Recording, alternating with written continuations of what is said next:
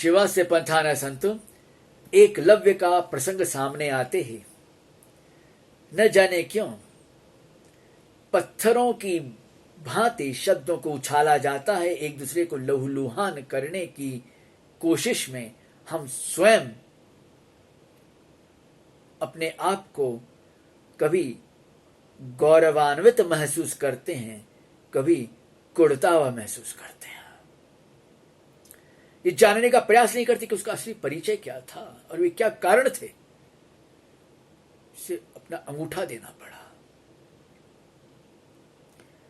उसका जो भी परिचय हमारे सामने मिलता है, हालांकि महाभारत के अनेक अलग अलग संस्करण हैं, सर्वमान्य संस्करण भी तैयार हुए हैं, उन सबको खंगालने के बाद में जो बातें सामने आती हैं वो ये है कि एकलव्य के पिता शासक थे, किसी छोटे मोटे कबीले के सरदार जैसे कोई व्यक्ति होता वो नहीं थे, शासक थे, राजा थे।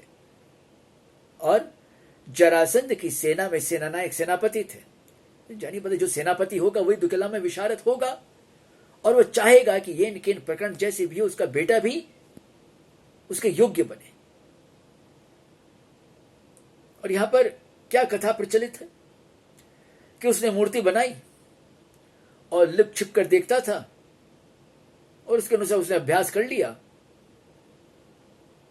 और उस स्तर तक पहुंच गया। वाह, नादानी तेरा जवाब नहीं। आजकल जो आभासीय दुनिया है, इंटरनेट, इसमें भी तो सारी विधाएं हैं। क्या मात्र देखने, सुनने, पढ़ने से कोई शल्य चिकित्सक बन सकता है? कोई जलयान, वायुयान, रेलगाड़ी चला सकता है?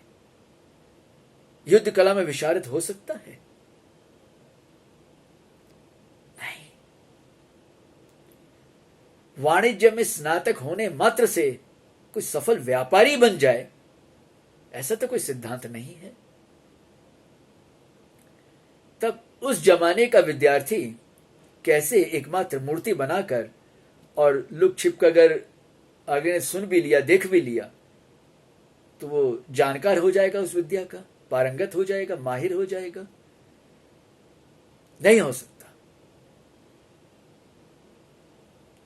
कोई दुर्लभ प्राणी हो तो बात अलग है, पर एकलव्य ऐसा दुर्लभ प्राणी के रूप में हमारे सामने नहीं आता है। दूसरी ओर द्रोणाचार्य का अगर हम देखें परिचय, उस गुरुकुल के रूप में क्या है कि वो गुरुकुल स्वतंत्र नहीं था। उस जमाने में जितने भी स्वतंत्र गुरुकुल थे भारत में, उनमें हर वर्ग के विद्यार्थी आते थे। कोई भी विधा सीख सकता था, छूट थी उसे सीखने की, कोई बाध्यता नहीं थी किसी के ऊपर। पर यहां पर मामला कुछ और था। पर वे हस्तिनापुर पर पूरे आश्रित थे। इतनी छूट थी कि वे अपने पुत्र अश्वत्थामा को सिखा सकते। कहीं कहीं उदाहरण मिलते हैं कि कुछ और राज परिवारों के बच्चे आते थे, पर कोई स्पष्ट उदाहरण नहीं है उसके ऊपर। तो सच हो या झूठ और बात है, पर यह कह देना कि एकलव्य की पृष्ठभूमि में युद्ध कला नहीं थी, तो ये तो गलत हो जाएगा मामला। से अंगूठा क्यों कटवाया गया? एक तो उन पर यह आरोप न लगे कि उन्होंने सिखाया। राजाश्रित थे वे एक राज कर्मचारी थे, भले ही ओहदा पद ऊंचा हो, और उसी का लिहाज रखते हुए उसी धर्म की रक्षा के लिए उन्होंने कौरवों के पक्ष में युद्ध किया। तो उनके लिए तो कौरव पांडव दोनों ही संतानवत थे, और वे जानते थे धर्म और नीति किस तरफ है। इसका भी उन्होंने प्रयोग किया है बड़ी सावधानी से, कि वो जानते थे इस बालक का परिचय क्या है, कि आज नहीं तो कल तो कौरव पांडव में युद्ध होकर रहेगा, और ये कौरव पक्ष से लड़ेगा, क्योंकि इसका संबंध जरासंध से है। मुश्किल पैदा हो जाएगी। और यह भी दिखलाना था अर्जुन को कि अर्जुन जो अपने आप को बहुत बड़ा धनुर्धारी समझता है, कि बिना अंगूठे के भी कोई वीर कैसे धनुर्विद्या का उपयोग कर सकता है, यह भी दिखलाना था दुनिया को। तो कई कारण थे। अब एकलव्य की मृत्यु कैसे होती है, इसको लेकर पाठ भेद है, परिचय को लेकर नहीं है। कहीं कहीं आता है कि वो कौरवों के पक्ष से लड़ा और वहां भी उसने अपनी युद्ध कला दिखा दी, और कहीं कहीं उल्लेख है कि वो जरासंध के एक निजी युद्ध में अपने पिता के संग गया था, वहां पर वो वीर गति को प्राप्त हुआ।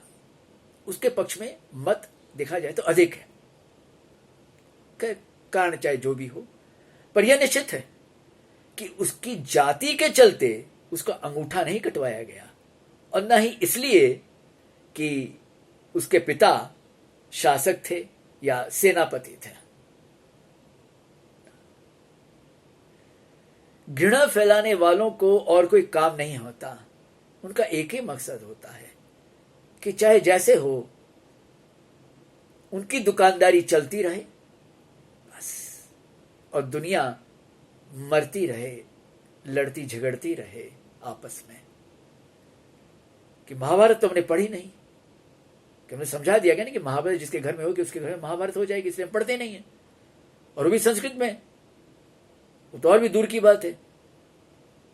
इसलिए बचकानी बातों में ना आकर पहले तथ्यों को जाने, और लड़ने झगड़ने का शौक ही हो तो और बात है, तो उसके लिए भी तथ्यों को तो जान लीजिए। जानने में क्या दोष है, नहीं दोष है।